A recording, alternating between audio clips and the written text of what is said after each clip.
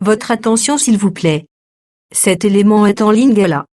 Contactez-nous pour savoir s'il est aussi disponible en la langue de votre préférence. Veuillez aussi noter qu'il est en audio uniquement, dépourvu de ce fait d'image originaire. christequality.com. Les cieux sont à la portée de votre main, juste par un simple clic de la souris. Évangileéternel.com, le site de l'Évangile éternel. À présent, nous vous convions à suivre la rubrique Libre débat biblique et religieux. À présent, la rubrique Pasteur et thème vous invite à suivre Le bien-aimé de Jésus-Christ et des saints. Le docteur Labrito Mbala, ministre de l'Évangile éternel. Très bonne détente. Bon ami, parce que lorsque la vie a prière, c'est comme si tu te bénais dans un pongi. Frère, aux là.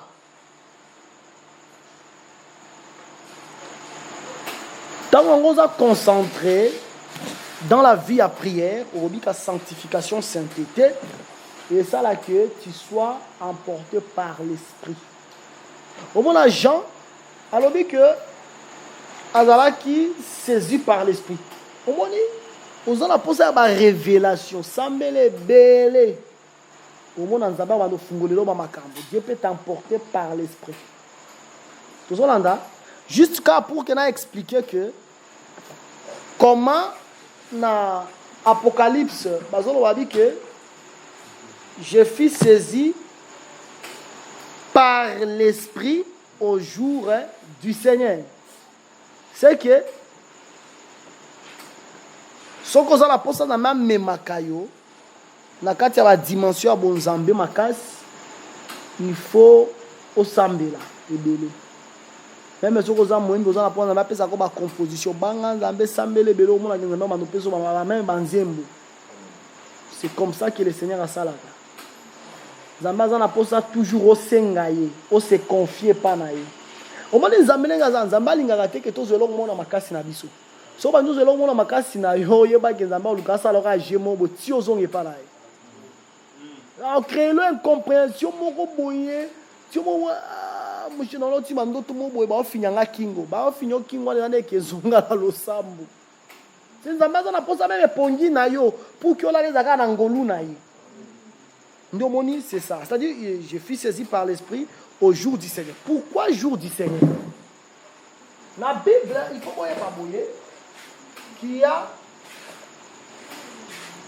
ce qu'on appelle le jour du Seigneur. Il y a aussi ce qu'on appelle le jour de l'éternel. Mais jour du Seigneur, ils appellent jour de l'éternel. Jour du Seigneur, ils appellent jour de l'éternel, sont aujourd'hui actes des apôtres. Aujourd'hui, Actes des Apôtres, chapitre 2, j'ai aujourd'hui verset 20. Actes des Apôtres, chapitre 2, au verset 20, nous lisons au nom du Seigneur Jésus-Christ. Amen. Le soleil se changera en ténèbres et la lune en sang, avant l'arrivée du jour du Seigneur, de ce jour grand et glorieux. Comment dit? Avant l'arrivée, il y a jour, il y a Seigneur. Le soleil peut se changer en ténèbres. La lune en sang. Avant d'arriver à jour, il y a Seigneur. Jour. On va bien dire jour à Seigneur. Awa na acte 2. Na Malachi, on va bien dire jour de l'éternel. Tout dans Malachi chapitre 4.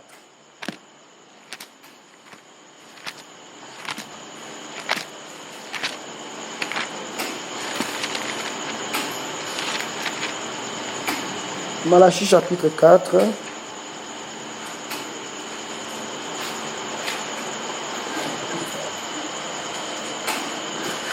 Même Joël parle de la Kayango, mais Tanga. Malachi chapitre 4, à partir du premier verset. Car voici, le jour vient, ardent comme une fournaise. Jour où les zoyana les jours de l'éternel. Tout ça là. Ceux qui t'osent continuer à continuer. Tous les auteurs et tous les méchants seront comme du chaume. Le jour qui vient les embrasera. dit l'Éternel des armées. Il ne leur laissera ni racine ni rameau. Au moins, un jour où Ezoya wana, des jours de l'Éternel. Ce qui est une Joël, Joël fils Joël a l'obélarango bien fils de Pétuel.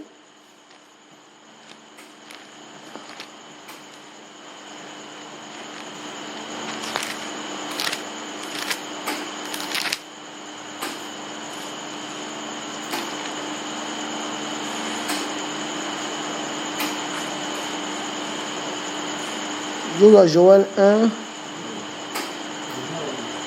vois verset 15. Joël chapitre 1 au verset 15, nous lisons au nom du Seigneur Jésus-Christ. Amen. Ah, quel jour! Car le jour de l'Éternel est proche.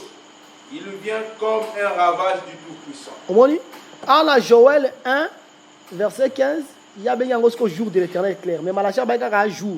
Mais jour, alors Malachia a besoin d'un jour de l'Éternel. Parce qu'on a Joël 1,15, fils de Pétuel, a expliqué comment jour de l'Éternel est comme le ravage du Tout-Puissant. C'est que jour, il y a un jour vraiment il y a ravager. Il y a un jour il y a vaincre. Maintenant, acte 2, on ne va pas un jour de l'Éternel, on va un jour du Seigneur.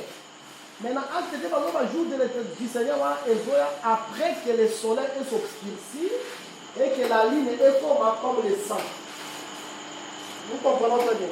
La ligne wana, comme le sang. Par rapport à acte, c'est quand l'apôtre qui a exposé na ligne wana, ils ont comme le sang. Soleil comme noir. Ligne wana comme le sang, ils ont la terre. Ils ont porté le sang. Pour nous, parce que ligne et l'épouse. Genèse chapitre 37. Joseph a vu une doto. Je vis le soleil, la lune et les 11 étoiles se prosterner devant moi. Moi, ton père, le soleil, ta mère, la lune, et tes frères, les étoiles, nous allons nous prosterner devant toi. C'est que Jacob a béni Lune, la mère de Joseph. Maintenant, Lune est la mère de Joseph. Lune est la mère de Joseph. Mais Lune est la terre. Parce que la femme, c'est l'épouse. Esaïe, tout le temps Esaïe. Esaïe 62. Vois verset 4. Esaïe, chapitre 62, au verset 4, nous lisons au nom du Seigneur Jésus-Christ. Amen. On ne te nommera plus délaissé. On ne nommera plus ta terre désolation, mais on t'appellera mon plaisir en elle, et l'on l'appellera ta terre épouse, car l'Éternel met son plaisir en toi. La terre, c'est l'épouse.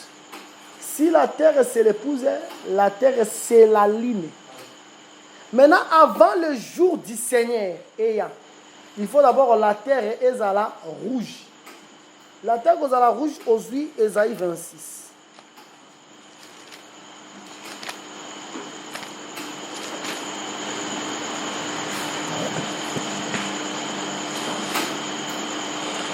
Aujourd'hui, verset 21.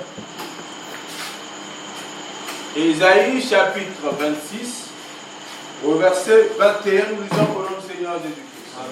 Amen. Car voici, l'Éternel sort de sa demeure pour punir les crimes des habitants de la terre, et la terre mettra le sang à nu. Elle ne couvrira plus d'elle-même. Moi, le fait que Batouba fait belé.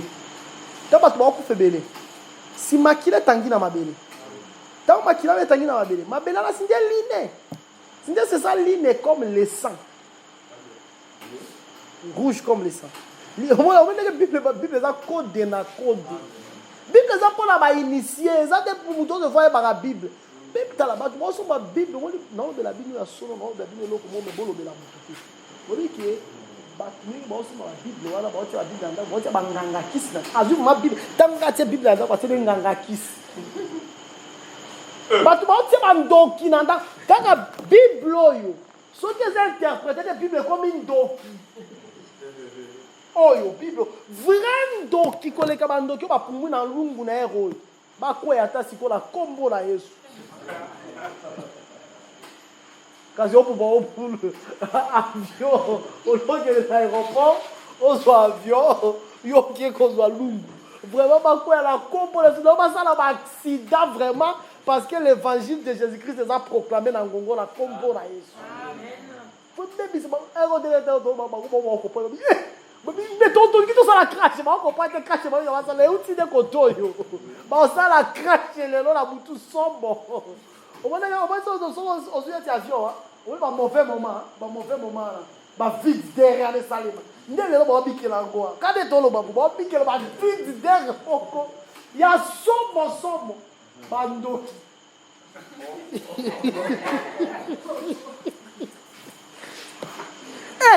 Yo pas dit que nous sommes en goulou na zandu, yo so dia de mutu.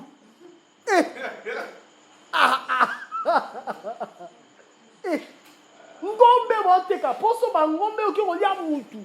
Te le lo vraiment le lo ba osala ba crash, le lo ba osala ba crash.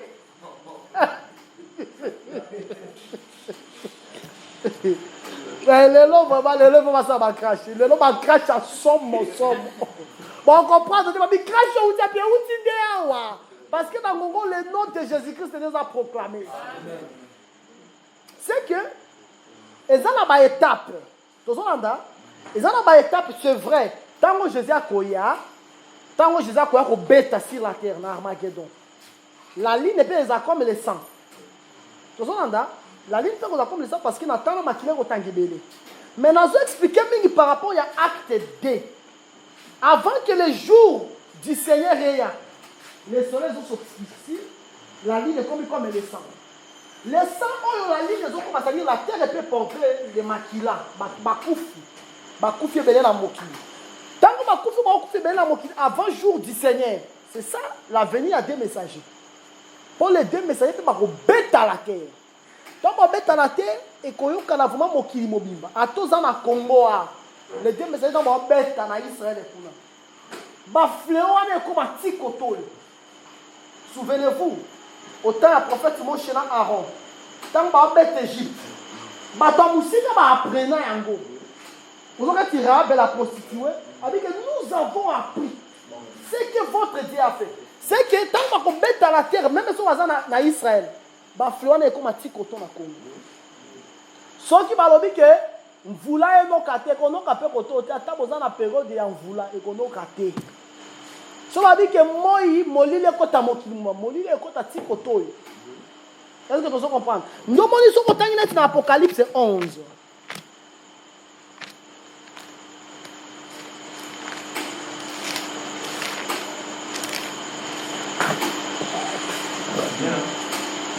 Apocalypse 11.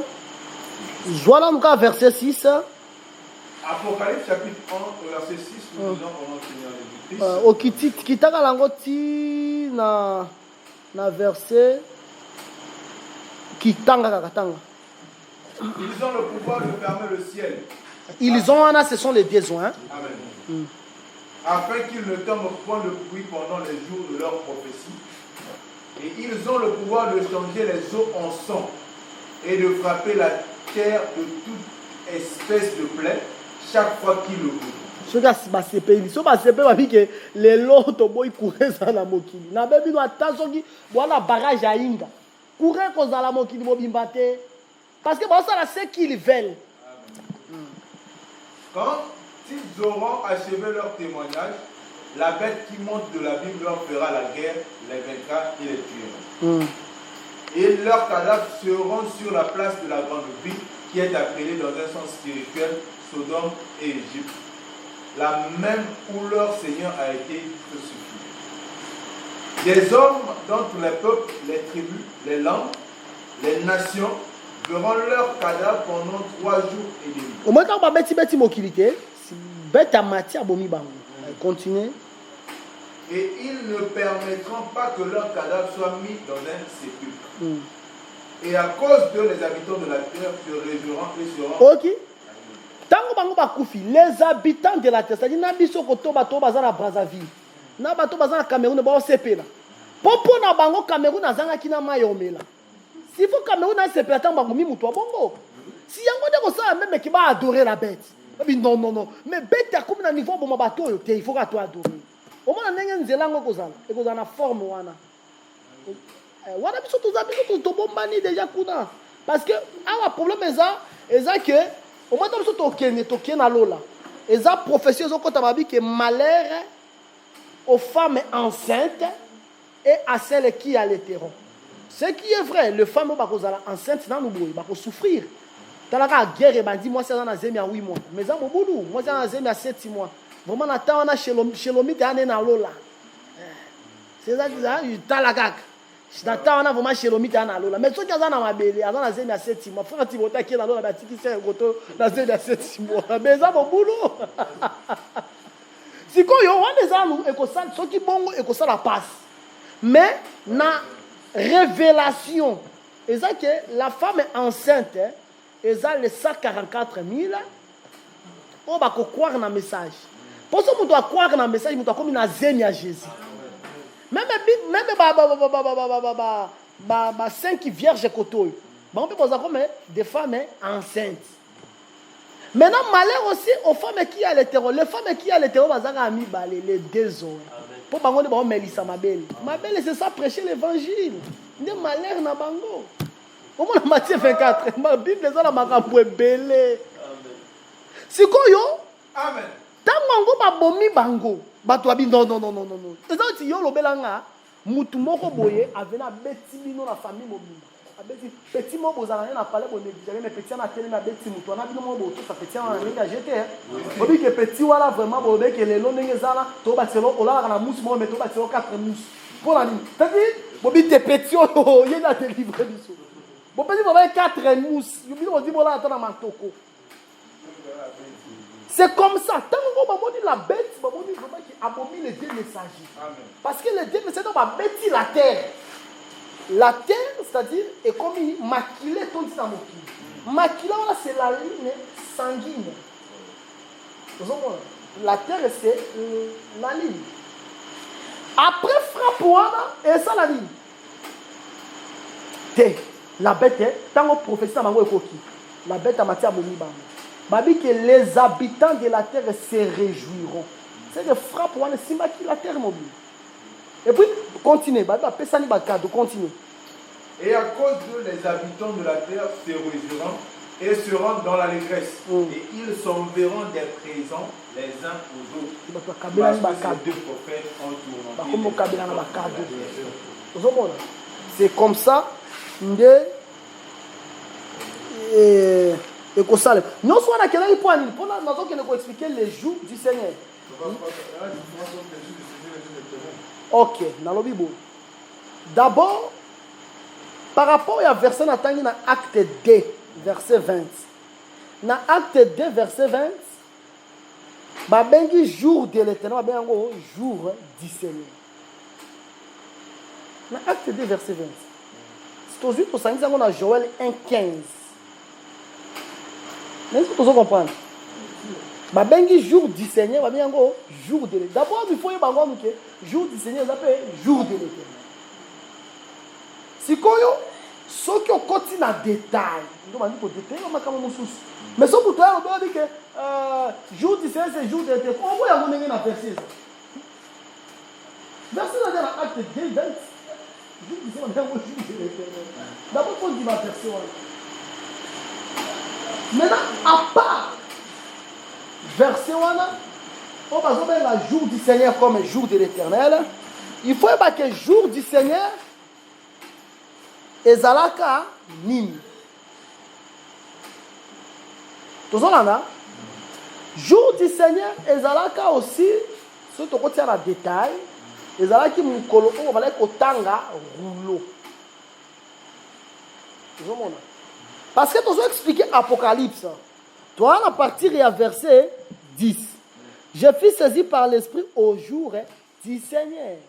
Si on a expliqué le jour du Seigneur, tu as dit que je fus saisi par l'Esprit. Je fus saisi par l'Esprit au jour du Seigneur. Quand on dit que je fus saisi par l'Esprit, que Jean avait l'intimité d'abord avec Dieu. L'intimité, là, il a quand tu as vu à Balosambo. C'est qu'on a quand tu as vu à l'intimité, on a toujours confiance envers le Seigneur, mais il fut saisi par l'Esprit. Il fut saisi par l'Esprit au jour du Seigneur. Pour que n'a expliqué comment Asa saisi n'a esprit au jour du Seigneur. D'abord, comment le jour du Seigneur se présente dans la Bible. Si vous voulez se présente dans la Bible, on a dit que le jour du Seigneur est le jour de l'Éternel. Et ça par rapport il y a Actes des Apôtres chapitre 2e. À partir du verset 20, on a Joël chapitre 1 verset 15. C'est que le jour du Seigneur est le jour de l'Éternel. Mais si on a un détail, on dit que le jour du Seigneur, les hommes qu'on a autant à boulot. Parce que les gens qui ont un sabbat, Moussa les kozala partout. Moussa les kozala partout. Mais Moussa est qui la carte à temple. La temple, nous avons sabbat. Attention, Dieu sera là. Moussa est nous sabbat. On peut sacrifier. Moukola sabbat. Il y a un des est considéré comme le jour du Seigneur. Jour à sabbat, jour à lecture. Il y a un des est considéré comme le jour du Seigneur. Moukolona vraiment, ceux qui jouent wana et coquille, ils vont ça à Moussa la mandat. Mais la carte attend que Moussa les salles. Moussa les salles, mais il y a un temps à rouleau. C'est que le jour du Seigneur, ils ont le temps. Oyo la lecture babala ko sala yango babala ko sala yango mukolo ya saba.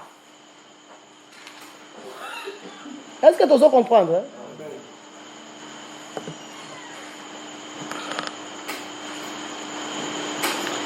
Je fus saisi par l'Esprit au jour du Seigneur et j'entendis derrière moi une voix forte comme le son d'une trompette. Tant qu'on a saisi au jour du Seigneur, tant qu'on a saisi au jour du Seigneur, on a dit qu'il y a une vie à consécration, il y a une vie à concentration. Mais Asa saisi dans l'esprit le jour du Seigneur. Et nous avons que nous avons joué dans le temps à kotanga rouleau. Vous comprenez? Nous avons joué dans le temps à kotanga rouleau. On a quelqu'un qui n'a pas pour expliquer comment la terre est causala frappée, la terre est portée le sang. On appelle si Ésaïe 26 verset 21. On a qui pour que étendre le champ. N'a faire voir que jour du Seigneur, la Bible l'appelle jour de l'Éternel. Mais on pensait aux ala awa, et ça par rapport à nous, il y a frapper. N'est-ce qu'on a zongi na katia détail? Il y a que ça que jour du Seigneur, ça qui ne moukoba tanga ka rouleau. Moukoba tanga ba ça la lecture. Et ça qui ne moukoba sabbat. Non, Jésus-Christ a dit que même les sacrificateurs et même violer les sabbats.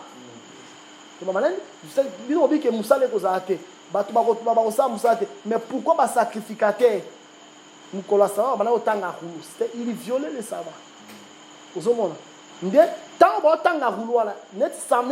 Chaque sabbat, par rapport au calendrier romain, chaque sabbat est à la samedi. Pardon, calendrier juif. Chaque sabbat est à samedi. Calendrier romain, chaque sabbat est dimanche. Si on sabbat, on est là qui samedi, n'est pas pour le calendrier juif. Mukolo samedi wana, n'est samedi wana. Donc mais en gros jour du Seigneur. N'est ya si ko jour du Seigneur côté n'est ya biso bikolo côté d'année dimanche. Donc on a que là ba to ba que église te ba ka église dimanche. Ils ont conseillé pas vraiment jour du Seigneur. Oh pas la biso jour du Seigneur et ça chaque jour. Oh, convocation sur l'année les a. Et à la mardi, à la vendredi, à la jour du Seigneur, oh, toujours à l'explication, il y a rouleau. Vous comprenez? C'est que, à tant que Jean, il est saisi par l'Esprit, c'est-à-dire Jean ne vivait pas. Pour que d'abord, il est saisi par l'Esprit, pourquoi? Pour que Jean, a dit que ça a Kindouba, il y a un mystère apocalyptique. On a une distraction. Nous on dit que j'ai été saisi par l'esprit. Dans ton zone qui n'a acte 10. Même si on dit que Ézéchiel 10, c'est que Ézéchiel qui saisi par l'esprit, même ma propre va saisi par l'esprit. Au moins que ce n'était pas des gens distraits. Et nous on va dire que Ézéchiel, Jean doit faire la coupe moi là. Au plan là, quand on va faire la coupe là, paf, maman, on va tout le monde mystère apocalyptique. Comme ça. Les amis des gens, ils ont la consécration. Nous on a dit que Jésus saisi par l'esprit. Mais en tout cas, je vous ai dit au jour du Seigneur, c'était le temps, il y a autant de livres. C'est-à-dire que le temps qu'on a se dévoilé. Attendre qu'il s'agit ma cambonaï. Maintenant, tant qu'on a saisi par l'Esprit au jour du Seigneur, j'ai entendu derrière moi une voix forte comme le son d'une trompette. Ayoki simanaï mungongo makasi. Mais mungongo est aussi par derrière. Mungongo les a comme le son d'une trompette.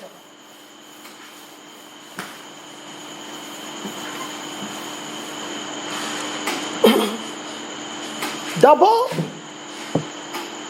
mungongo est uta libosote et uta sima. Pourquoi mungongo est uta kaka sima? Parce que bomengo ya nzambe zalaki nde bomengo oyo atiaki yango sima. Tozwi dans Job chapitre 8. Tozwi à partir de verset 8.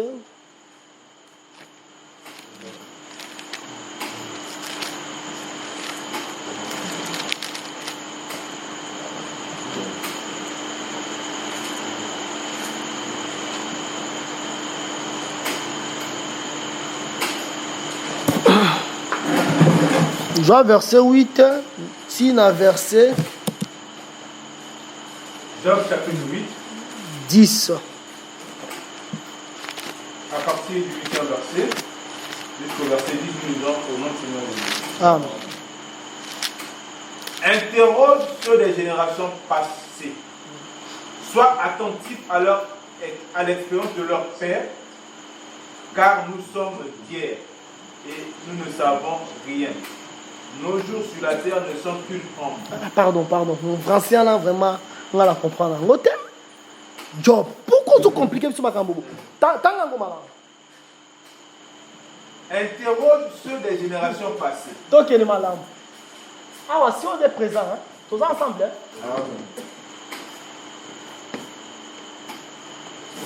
Quand on a une pitié, c'est bon. Bon. Tanga. Interroge ceux des générations passées. Non, ça, on a présent. Interroger Batouya, passé. Ah, si bon, on va le dire. Amen. Interroger votre passé.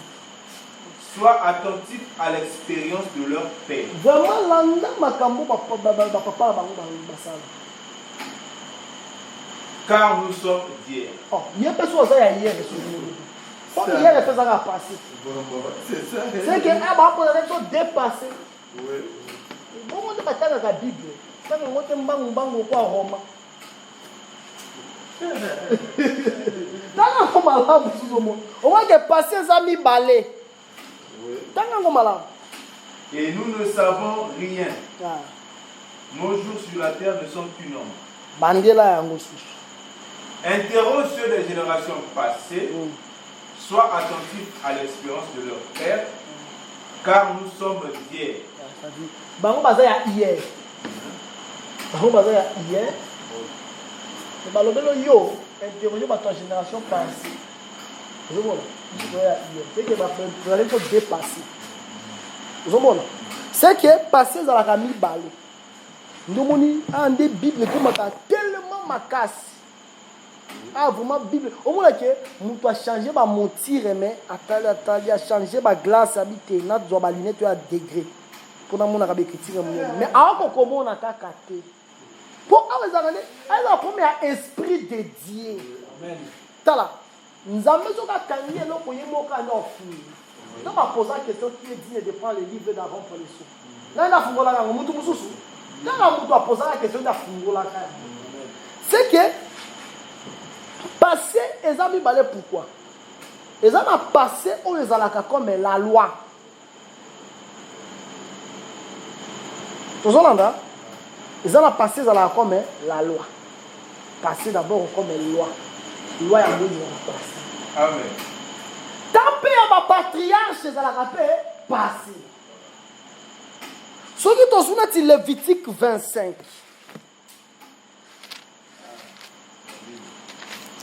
Je vois Lévitique 25, hein? Je vois.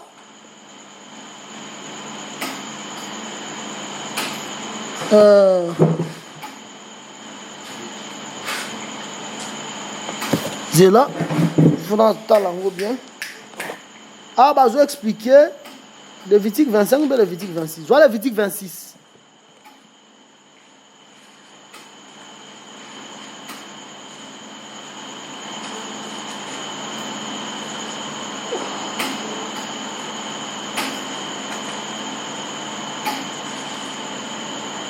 Aux 8 versets 45. Lévitique chapitre 26, verset 45, nous lisons au nom du Seigneur Jésus. Amen. Je me souviendrai en leur faveur de l'ancienne alliance par laquelle je les ai fait sortir du pays d'Égypte, aux yeux des nations pour être leur Dieu. Je suis éternel. Nzamba bimisaka Israël na ancienne alliance. Selon Lévitique 26, a dit que je me souviendrai de l'ancienne alliance par laquelle je les ai fait sortir du pays d'Égypte. Mais alliance n'est bimisaka Israël. Et ça alliance Abraham, Isaac et Jacob. Parce que Nzamba lobelaka Abraham après 4 générations. Libota la rosanini postérité na kobima l'Égypte. Nzamba est-ce que tu as kanisi alliance wala ndiye sali ke Israël abi. Mais est-ce que alliance wala Nzamba benga ngwa ancienne alliance. Osomo là, Nzamba benga ngwa ancienne alliance. Ndomoni Paul azo abi ke ba ko déclarer alliance ancien ce qui nouvelle. Ce qui nouvelle alliance il faut pas déclarer on ancienne. C'est que Nzambe na Exode 19. Après ce soit alliance mususu. Alliance après alliance à Horeb avec Moïse. C'est que le fait alliance à Moïse et Yaki. Nzamba bengi alliance à Abraham, hein? Alliance ancienne. Oui, c'est ça. C'est que Nathan on va parler autant voilà alliance à Moïse comme une nouvelle alliance. Oui. C'est qu'on attend à Jésus n'est pas et à Abraham. Non à Moïse comme passé ancienne. Si quand dans le comme il balait tout on dit passé dans il balait. Est-ce que tu comprends hein? Il y a on est ça qui est passé dans il. Mais ce que je dis de manière générale, ils ont un passé ou ils ont un passé éternel.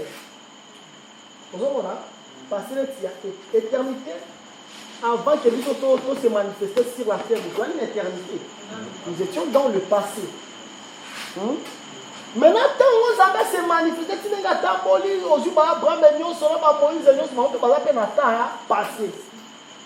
Vous voyez, ils ont un passé, ils ont comme l'éternité, ou ils ont comme le moins l'infini. Parce que l'éternité, c'est l'infini. Parce que toi aussi, l'éternité, toi aussi, tu as l'éternité. Ou ils ont comme le plus l'infini. Mais nous avons l'éternité. Vous voyez, c'est ça. C'est que passé, bah, on présente du son au quoi mi balé. Maintenant, qu'il y a bon pour qu'il y ait éclairci, mais balobini. Ayoka qui mungongo par derrière. Vous voyez, c'est que mungongo les gens mungongo ya sima. Il interroge les générations passées. Génération passée, voilà. Yango ezobi maloko la loi les psaumes les prophètes. Aujourd'hui là nous tous voyons Ésaïe 30. Tout temps la lecture à Ésaïe, tout ça la lecture à Ésaïe 30. Aujourd'hui verset 20. Ésaïe chapitre 30. Verset 20 nous lisons au nom du Seigneur. Oh Kiti. Amen. Le Seigneur vous donnera du pain dans l'angoisse et de l'eau dans la détresse.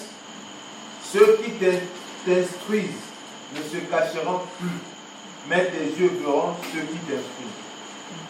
Tes oreilles entendront derrière toi la voix qui dira, voici le chemin, marchez-y, car vous iriez à droite, vous iriez à gauche.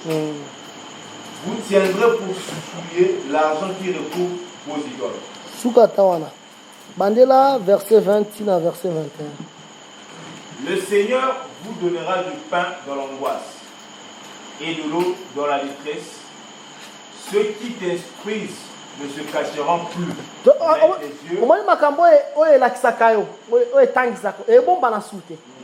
Mais continue. Mais tes yeux verront ceux qui t'instruisent.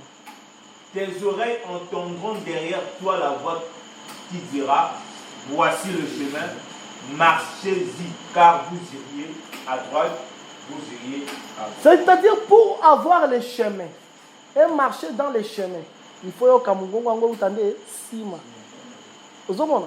Mais chemin, c'est Christ. Chemin, c'est Christ. Tout engageant.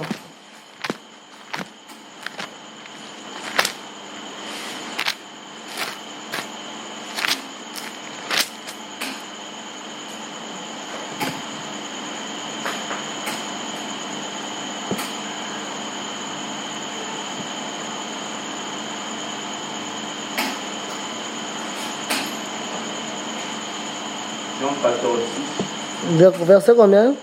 Jean 14, verset 6. Tanga. Nous lisons notre Seigneur Jésus. Amen. Jésus lui dit, je suis le chemin, la vérité et la vie. Nul ne vient au Père que par moi. C'est que Jésus est dans le chemin. Wana. Mais pour qu'on marche dans le chemin, wana, pour qu'on marche dans le chemin, wana, il faut écouter la voix de derrière. Voix et pour inspirer. Et voici les chemins. C'est la voix du derrière qui montre le chemin qui est Jésus.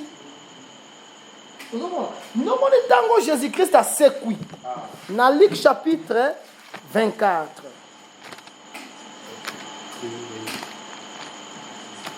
Je vois Luc 24.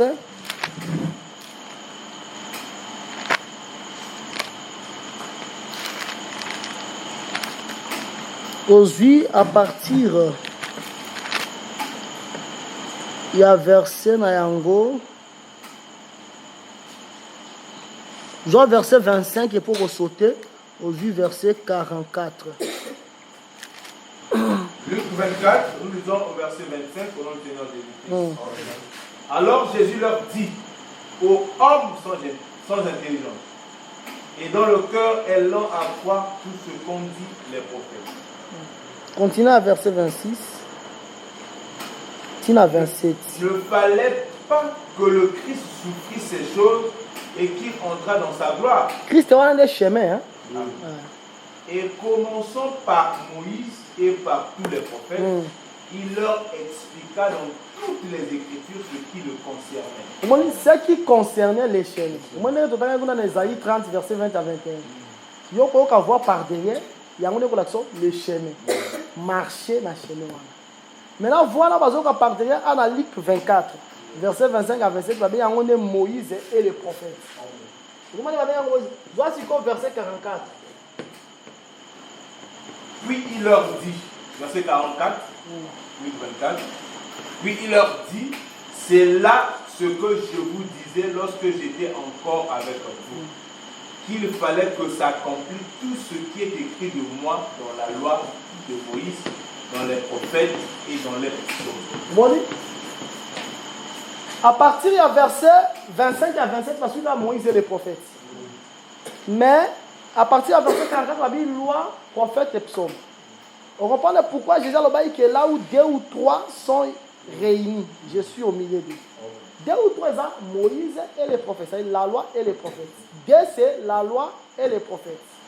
3, c'est la loi, les prophètes, les psaumes.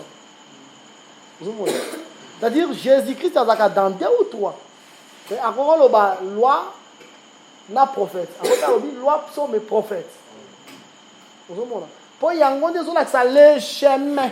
Parce que selon Jean 14, verset 6, c'est Jésus qui est le chemin.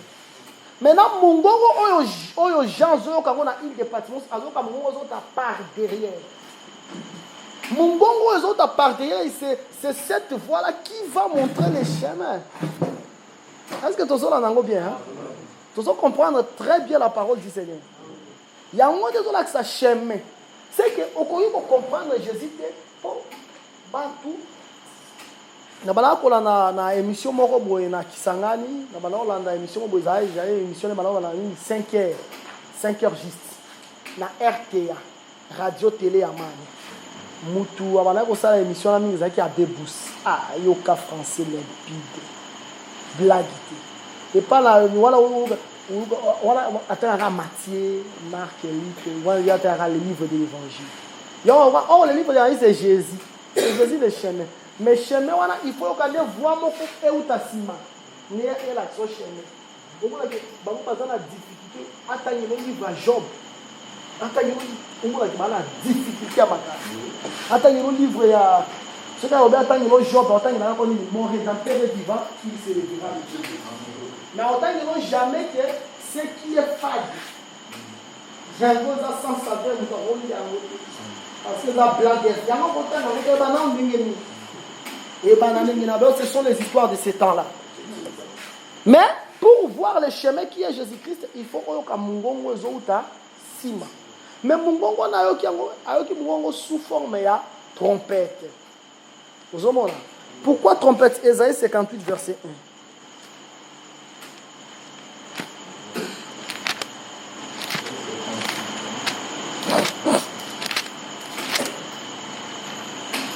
Il faut s'accrocher pour toi, tu vois la verset 10. Verset 10. Parce qu'il y a 10 versets au travail. 58 verset 1. Donc on dit que monter aux amateurs, aux ministres, ils ont passé. Vraiment, il faut déposer.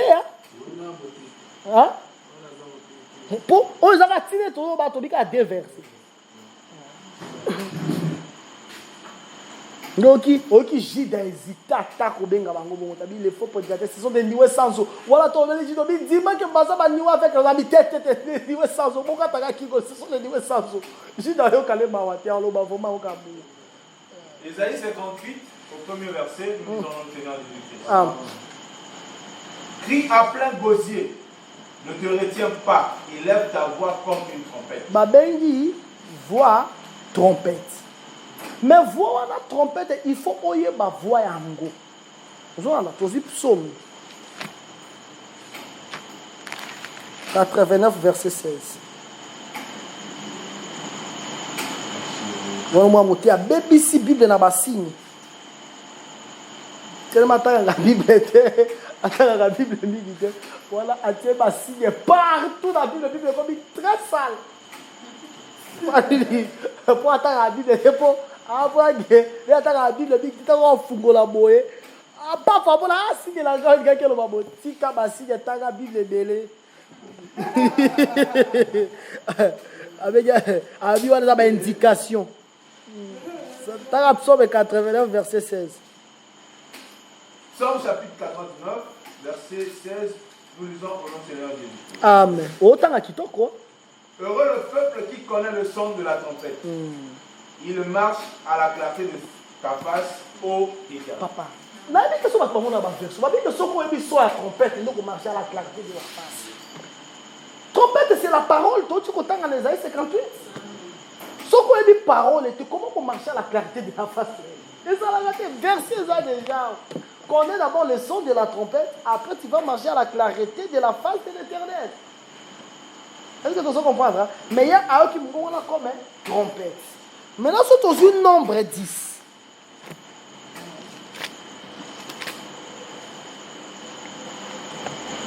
Je vois verset 1er, tina verset 10.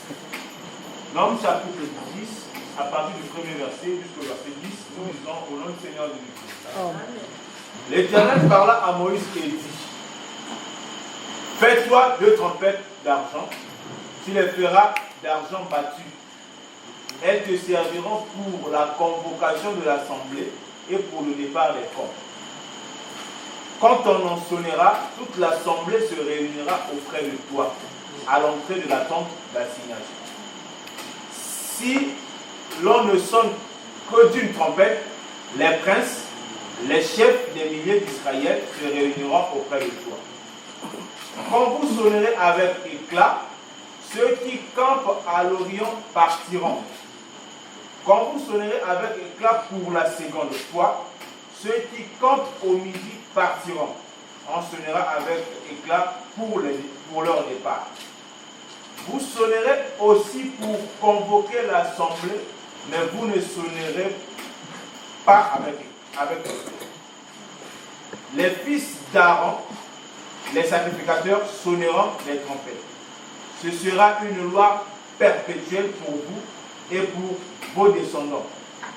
Lorsque, dans votre pays, vous irez à la guerre contre l'ennemi qui vous combattra, vous sonnerez des trompettes avec éclat et vous serez présents au souvenir de l'Éternel, votre Dieu, et vous serez délivrés de vos ennemis.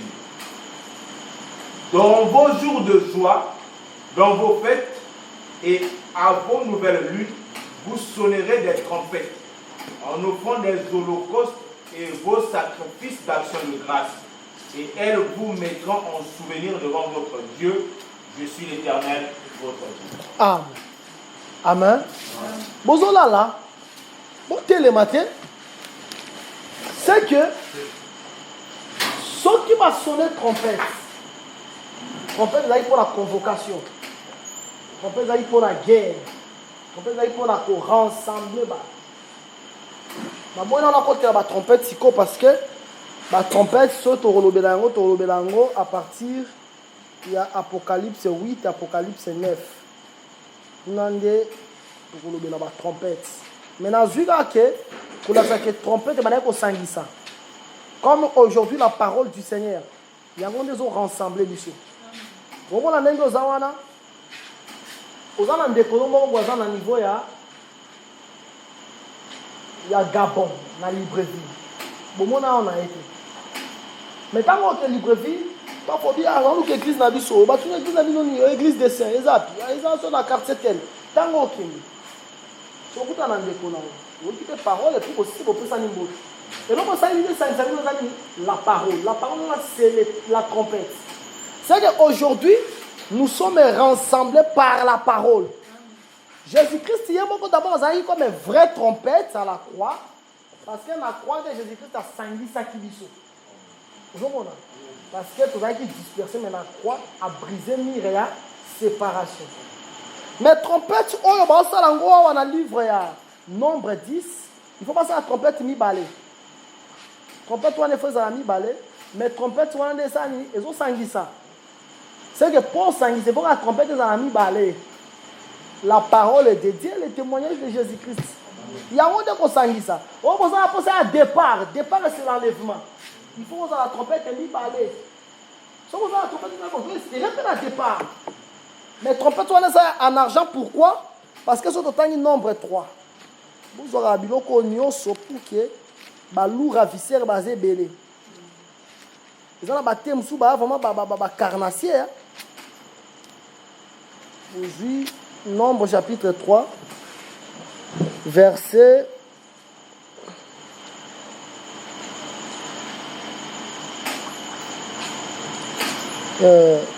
verset 48. Nombre 3, verset 48. Nombre chapitre 3, au verset 48, nous lisons au nom du Seigneur Jésus-Christ. Amen. Tu donneras l'argent à Aaron et à ses fils pour le rachat de ceux qui dépassent le nombre des Lévites. C'est-à-dire, argent, j'en ai pour racheter. Vous voyez, maintenant, ma trompette, la trompette d'argent, pour la c'est le message pour la rédemption. Vous voyez, aujourd'hui, dit, dans Moïse a en Égypte, le message c'était le message pour racheter les Juifs. Vous voyez, c'est que ils ont message de rédemption. Ils ont dit, ce qu'on suit, tous ont Exode 35. Au moment de Moïse, il y a un esprit de Dieu. Mais en un esprit, après c'est un Horoliab, après c'est un ndeko mosusu mpe azalaka mayele makasi wana totanga yango na Exode chapitre 35 tozwi verset 30 na verset 34. Exode chapitre 35 verset 30 verset 34, nous allons l'enseigner. Amen. Moïse dit aux enfants d'Israël: Sachez que l'Éternel a choisi Bétzalel, fils d'Uri, fils de Hur, de la tribu de Juda. Il a rempli de l'Esprit de Dieu, de sagesse, d'intelligence et de savoir pour toutes sortes d'ouvrages. Il a rendu capable de faire des inventions, de travailler l'or, l'argent et les reins, de graver les pierres à enchâsser, de travailler le bois et d'exécuter toutes sortes d'ouvrages d'art.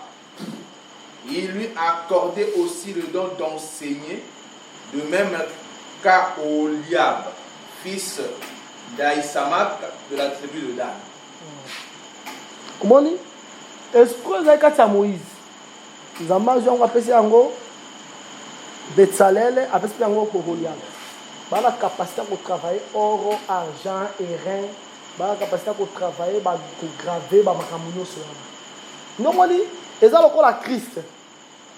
Esprit à Christ. De l'eau appelle yango deux personnes.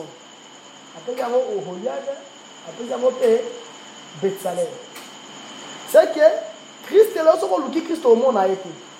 Mais pas tout le monde a pas l'esprit à Christ. C'est que la parole et l'explication de la parole, c'est ça Christ. Vous comprenez? Vous voyez que parce que Jésus-Christ est mort, habillé un peu de temps, vous me verrez, et un peu de temps, vous ne me verrez pas. Mais à cause de la carte d'Abisso, tant que la carte d'Abisso, comme Jésus cher était. Tous voient Jean chapitre 16.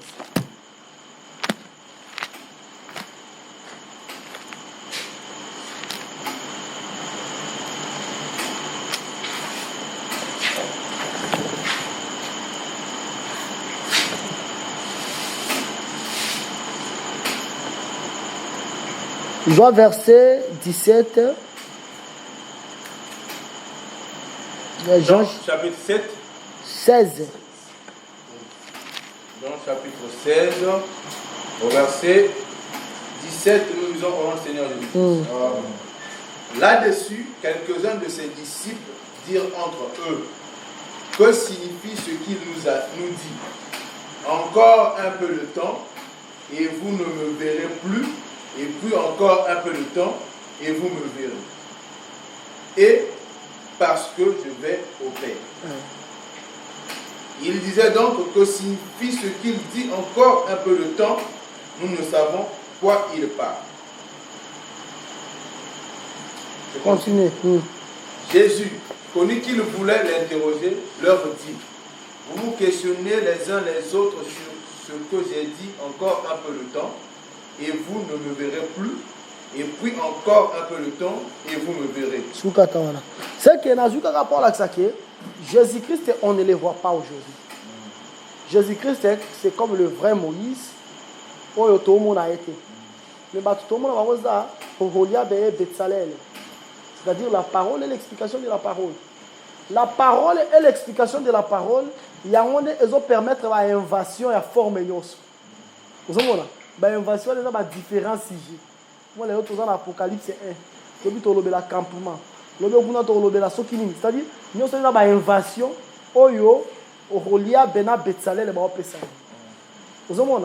c'est ça la présence de Jésus-Christ. Vous avez encore mal à moi. Ok.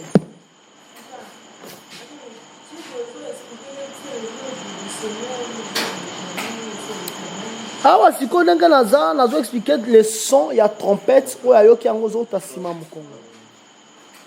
Vous comprenez? Parce que le jour du Seigneur, on a expliqué qui est en haut. Il y a un tango, il y a la lecture. 10e verset.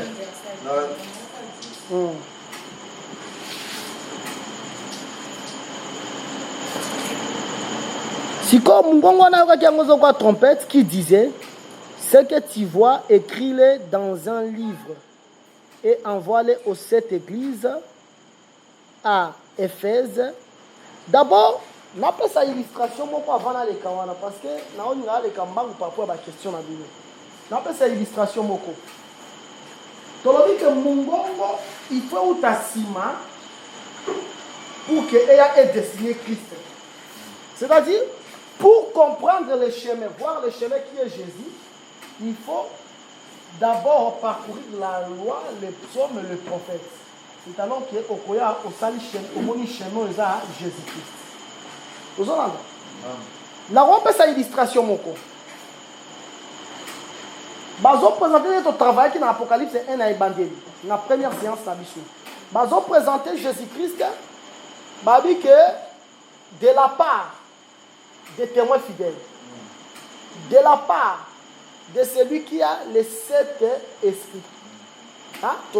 L'Apocalypse 1 de la part des 7 esprits qui sont devant son trône. Vous voyez pas bien, gars? Et là, avant qu'on a 7 esprits, il faut qu'on ait d'abord la loi, les psaumes et les prophètes. La loi, les psaumes et les prophètes, c'est un livre nyoso avant la venue du Saint-Esprit. Parce que même étant Jésus a la loi, même les gens, ils ont la loi. Vous comprenez? Si il faut oser Jean, oser petit Genèse, il y a des coups dans des, ils ont un dessin à Jésus. Nous avons de la part des 7 esprits qui sont devant son trône. Et donc, avant, à s'identifier, à ça qui déjà ma chemin dans mon côté. Vous comprenez? À côté à dessiner qui déjà le quoi ça. Sur dans une autre Esther. Tu dois livre Esther.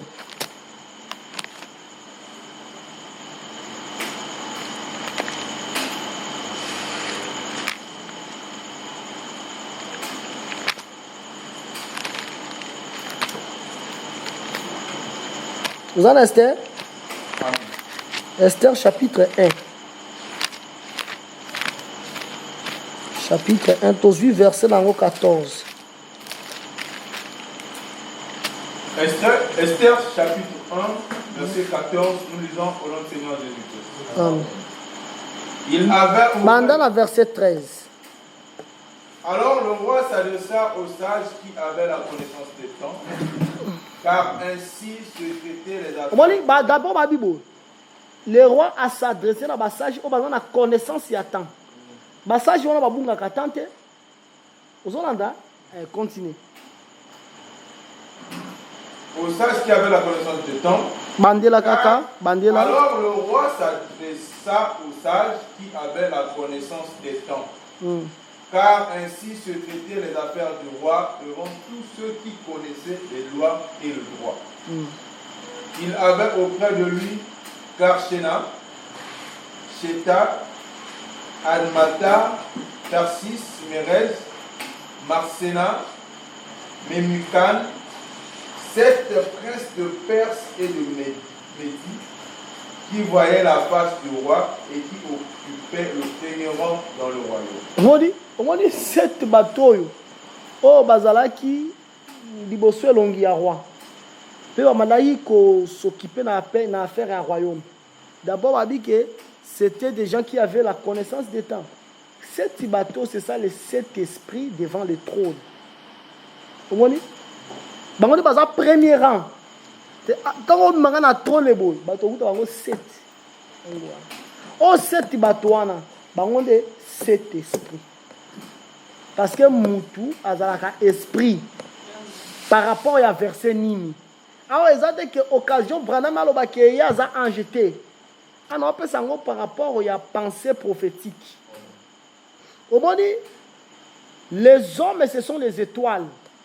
Par rapport à Genèse 37, moi, étoile. Ils ont dit, étoile, 11 étoiles, il faut kamelanga. Soleil, peli, il faut kamelanga. Voilà Joseph. Ils ont dit, maintenant, Joseph, voilà, Aza, étoile, or, étoile, c'est un ange. Par rapport à l'Apocalypse 1, verset 20. Les 7 étoiles, ce sont les 7 anges. Les 7 chandeliers, ce sont les 7 églises. Ces étoiles, les anges. Hébreux chapitre 1, verset 14 à 15.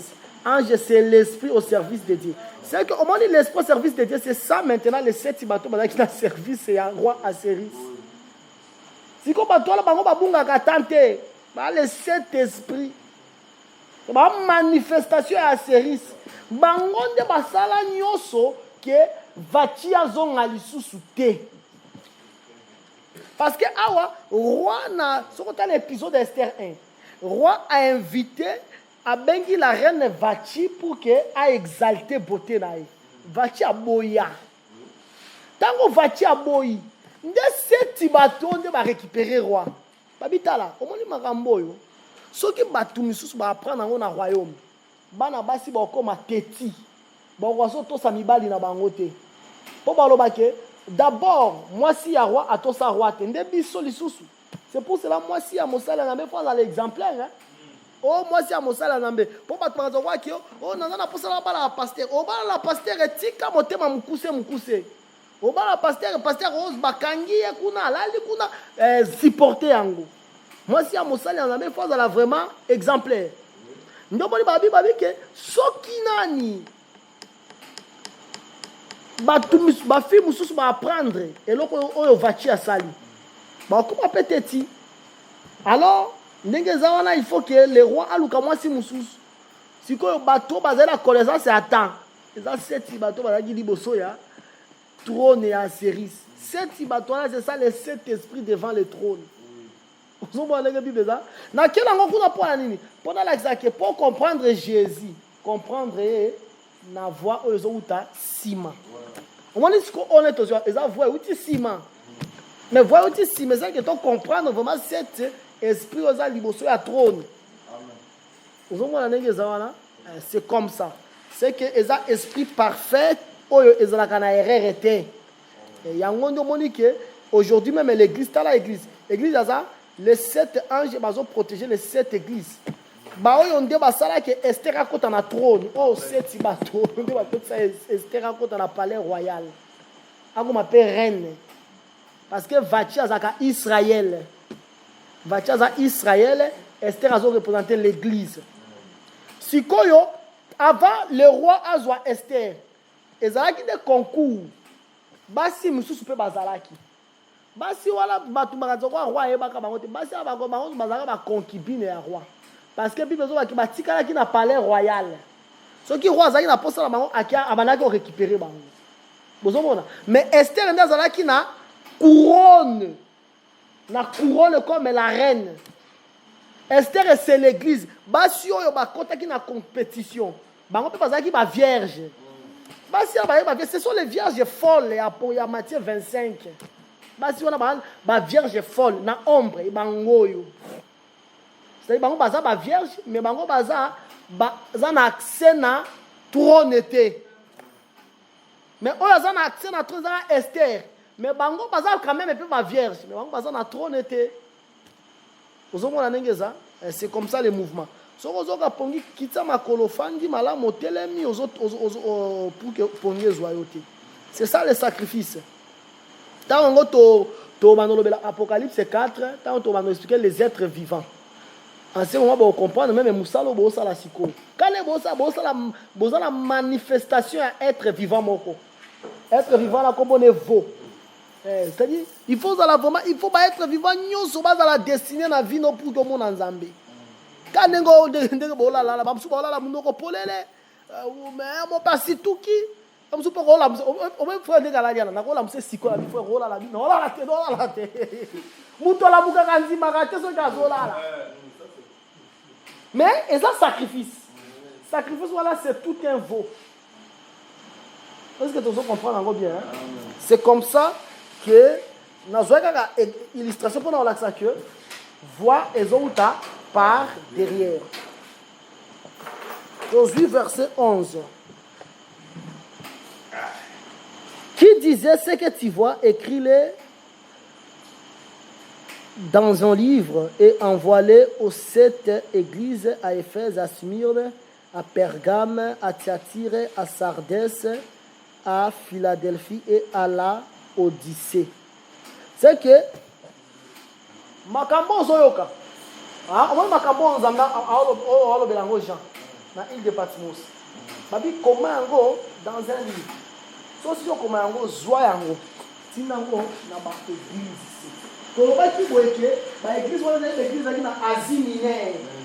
Asie mineure eza Turquie moderne. Turquie. Moi on doit dire que nous mon cher moi passé dans ça qui voyage na Turquie. Natanga ka ezali ya ça qui voyage na Asie mineure. Donc Asie mineure. Donc on a la Turquie, on a dit que c'est bien pour la Europe. Donc on a tiré pour l'Europe. Mais dans la compétition, il y a football. On a dit que Turquie avec la à jouer il est pas à Europe. Moi je pas Fenerbahçe, ma Galatasaray et joue en Europe. C'est dans Asie mineure. Si comme l'église wana ezalaki na Asie mineure. Est-ce que tu as entendu? L'église il y a Sardes, Pergame, Thyatire, Laodicée, Philadelphie. L'église est en Asie mineure. Mais comment on a la l'église? C'est une église physique. Mais Nzambe ne s'accorde pas aux gens qui ont dit que c'est ça. C'est un timouton au delà qui a dit que Jacob existe à quatre. Est-ce que on dit mango? Il doit dire que Jacob existe à quatre. Israël existait l'église. C'est que Jacob existait là-bas en physique. Mais Jacob a comme joué par Jésus-Christ, c'est que l'église est une église physique, mais beaucoup message, la parole, vous tindi yango. Vous avez vu? Quand vous tindi yango, vous tindi la église physique. Ce que tu as vu dans Colossiens chapitre 4, vous avez la question de tangi, tout dans Colossiens 4. Colossiens 4, 16. Vous pouvez savoir le verset, bon, vous avez bien.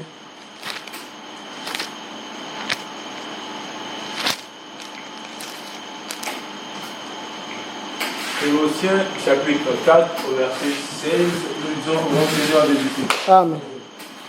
Lorsque cette lettre aura été lue chez vous, faites en sorte qu'elle soit aussi lue dans l'église des Laodicéens et que vous lisiez à votre tour celle qui vous arrivera de Laodicée. Bonjour, l'église a été 7.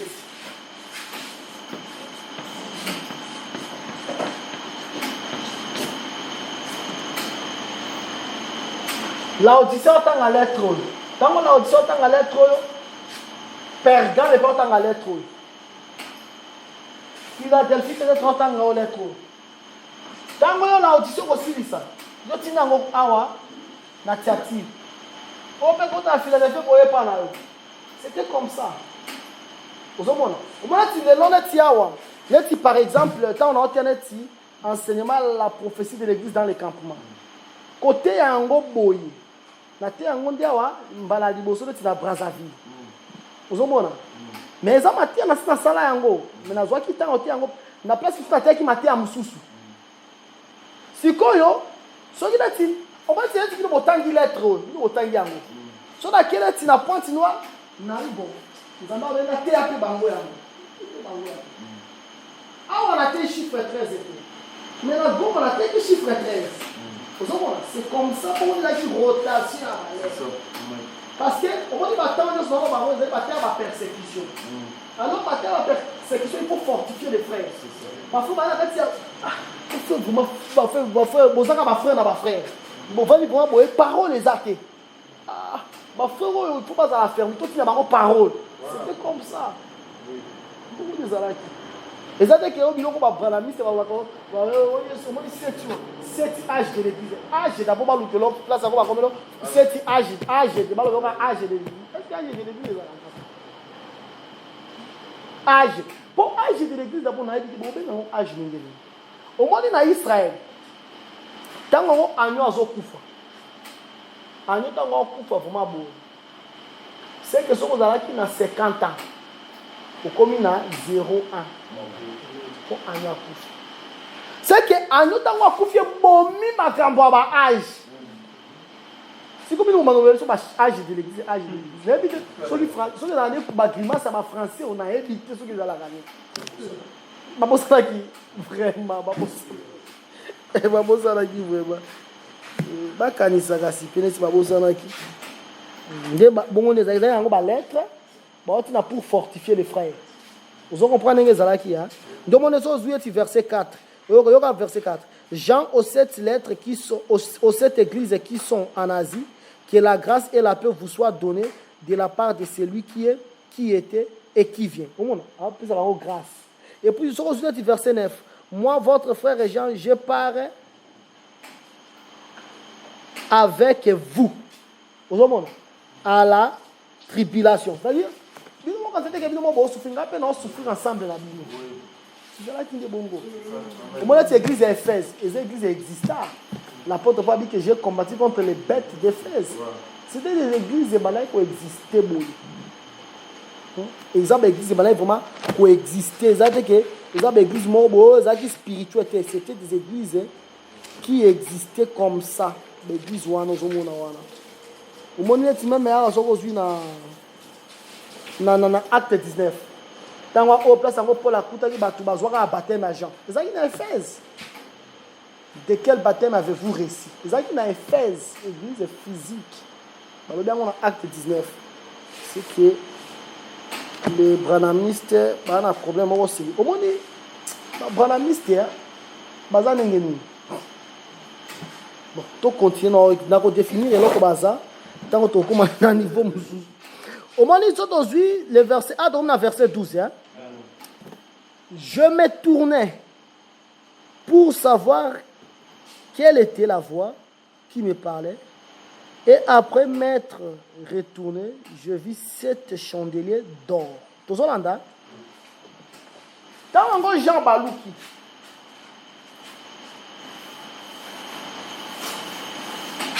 A moni 7 chandeliers d'or. Continuez le texte, voilà,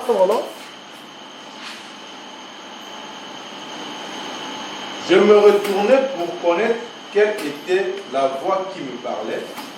Et après m'être retourné, je vis 7 chandeliers d'or. Et au milieu des 7 chandeliers, quelqu'un qui ressemblait à un fils d'homme, vêtu d'une longue robe et ayant une ceinture d'or sur la poitrine. Sa tête et ses cheveux étaient blancs comme... D'abord, à mon 7 chandeliers. Mais à mon quelqu'un qui marche au milieu de cette chandeliers. On t'y demandait la texte. Je me retournais pour connaître quelle était la voix qui me parlait.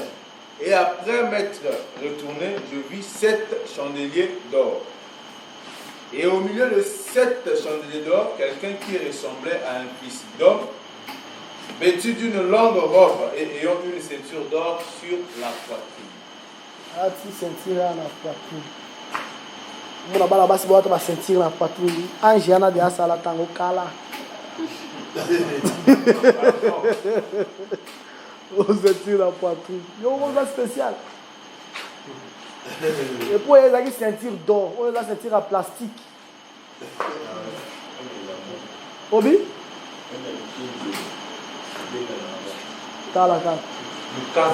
C'est que Aweza ma chandelier, ils ont 7. Mais nous tout le monde boit au tambour la 4 à 7 chandeliers d'or. Mais c'est pour chanter. D'abord, pourquoi ils ont 7 chandeliers? Parce que moi, les moutons, quand même, nous sommes les moutons. Moutons, ils appellent moi la moitié. Vous comprenez?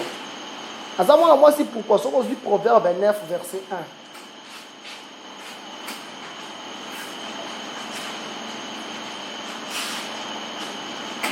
Proverbe chapitre 9, premier verset, nous lisons au nom du Seigneur Jésus-Christ. La sagesse a bâti sa maison, elle a taillé ses 7 colonnes. Elle a égorgé des victimes. Ses victimes. Voici quoi au Proverbe 14, 1. Proverbe 14, 1. La femme sage bâtit sa maison et la femme insensée la renverse de ses pieds. Au moins, sagesse, on a dans Proverbe 9. Dans la Proverbe 14, femme. Vous voyez, maintenant, à bâtir une maison. Et si on bâtir une maison, maison a 7 colonnes. Vous voyez, d'abord, awa eza chandelier moko eza na 7 lampes. Tolanda malamu. Chandelier moko eza na 7 lampes. Soki chandelier eza na 7 lampes, eza 7 chandeliers. Et puis ça combien de lampes? 49. Et puis ça 49 lampes. Tozolanda? Oh, mutu azotambola ye moko mpe aza lampe. Mpo nini aza lampe? Parce que tala bien. Omoni chandelier si. Po chandelier ebemaka lumière te. Chandelier ezaka lumière te memamaka nde lumière. Maintenant mutu oyo azotambola awa suki na eza pembe. Apocalypse 17, couleur blanche, c'est la couleur de la lumière. Il n'y a pas de lumière. On dit lumière, il n'y a pas de lumière. C'est que la lumière est à 49. La lumière est à moutou ya moutou. Parce que ceux qui sont pembe, c'est que ceux qui sont à lumière. Ozo na mosakoli. Ozo nimba. Naloba ki akona ta ko ba ko siko mutu ata bo to ko la lobe ki la tibaka. Naloba ki akona. Ngade la bo la bido. Ngade la bo la bido mutu ata bo to ko ni bandibaka. Tala. Zoa Matthieu chapitre 17. Et ça la voix ambiance à Mozambique. Hein? Il est doux et agréable pour des frères de demeurer ensemble. C'est là que l'Éternel envoie sa bénédiction, sa vie pour l'éternité. Zoa Matthieu chapitre 17. Matthieu chapitre 17. Aux 8 versets Nayango 2. Au verset 2, nous lisons au nom du Seigneur Jésus-Christ. Amen. Il fut transfiguré devant eux, son visage resplendit comme le soleil et ses vêtements devinrent blancs comme la lumière. C'est-à-dire couleur à lumière, il y a des couleurs blanches. Maintenant, souki à mouton, mouton est ça, souki des cheveux blancs. Au moins des cheveux blancs. C'est que, au moins les cheveux blancs, il y a des lumières de mouton sur la gauche. Or, la lumière, c'est déjà. La lumière, c'est 49 lumières. Vous voyez, naïe mon copain au mouton de la lumière et ça dit combien? 50 lumières. C'est que c'est Jésus-Christ qui marche avec son église jusqu'à la perfection. Si qu'on perfection et ça là que lumière est mon comme 50. Pour la nuit parce que ça jubilé. Au moment de jubilé, si on entend Lévitique 25 qui n'attend pas jubilé, chacun doit quitter ça, doit retourner dans sa propriété. Vous voyez? C'est que ceux qui jubilent et qui attendent ceux qui ont la ceux qui ont kangema qui ont pifo sont pas la Bible. Et pas la Bible là makolo. Ceux qui jubilent il faut nous ont pas la Bible. Jubilé en 50e année. Vous voyez? Mais toi même à 50e année là mon bimba d'abord on va jubilé mon va Jésus. Paul dit que lorsque votre père Abraham a vu mon jour, il était tressailli de joie. Mais toi, tu n'as pas même 50 ans. Voilà. C'est que c'est Jésus le jubilé. C'est que c'est grâce à Jésus que tu as obtenu l'eau. Nous avons dit tabernacle et vendre dans ma belle pendant 1 mois. Sans problème. Mais ce que ça dit, 20e jour, il y a 2e mois. Parce qu'un mois, il y a 30 jours. 20e jour, il y a 2e mois. Au sein, il y a 30 plus 20. 50e jour, il faut tabernacle, il va tomber là. Il va tomber la tabernacle. C'est l'enlèvement de l'église. Mais on a tomber la carte. Et ça, les fils de l'homme. Mais Jésus a le Bible dans Matthieu 5. On n'allume pas la lampe pour la mettre sous le boisseau. Mais on prend la lampe pour la mettre sur les chandeliers. Donc on a dit que chandelier est marqué lumière. Mais chandelier, on les a quand même église. D'abord, il faut que quand on attend sous quand on attend sous qui est en zamba soit lampe avec un mot sur les boissons. Même si on suit phénomène on est dans la Sinaï. Au moins dans ce pays, zamba qui tue parce que lampe pèse là qui alliance on n'a pas ça qu'on a Abraham, Isaac et Jacob. Bah on est comme une lumière et un monde. On a Isaac et Nézala, attention, une crise économique mondiale les a. Mais d'abord, pas mon message. Parce que par exemple, qui lumière. Au moment où tu as pu mener quand on dit que c'est qu'il reconnaissait que ce sont des porteurs de lumière. C'est que Abraham et Isaac et Jacob bazaki okola ba chandelier. On zamba zwaka lumière na ti. Mais tant qu'on zamba ye na Sinaï. Ozomona na Sinaï zamba salini, zamba ile kotia table. Ça peut être table de pierre était, c'est ça clair. Dans le Bible, Abraham lumière. C'est ça la lumière. Supposons lumière. Maintenant, dans la Sinaï, c'est une table de pierre. C'est aujourd'hui Exode 9, 19, Exode 20. Table de pierre. C'est qu'on appelle table de pierre. Siango, table de pierre. C'est que table de pierre est zippée lumière. Amen. On n'allume pas la lampe pour la mettre sous les boissons. Mais on allume la lampe pour la mettre sur les chandeliers. Donc on dit Jésus t'a envoyé, Jésus a foutu un échangeur. Il y a ma monnaie, il a foutu un vendeur, il y a ma baie, il y a ma pigeon. Ah ça, Annie, renverser table. Est-ce que vous comprenez? C'est renverser table. Quand on renverse table, lampe est qui dans sa table, il faut une main. Toi, tu as la Bible. Toi, tu as Jean chapitre 2.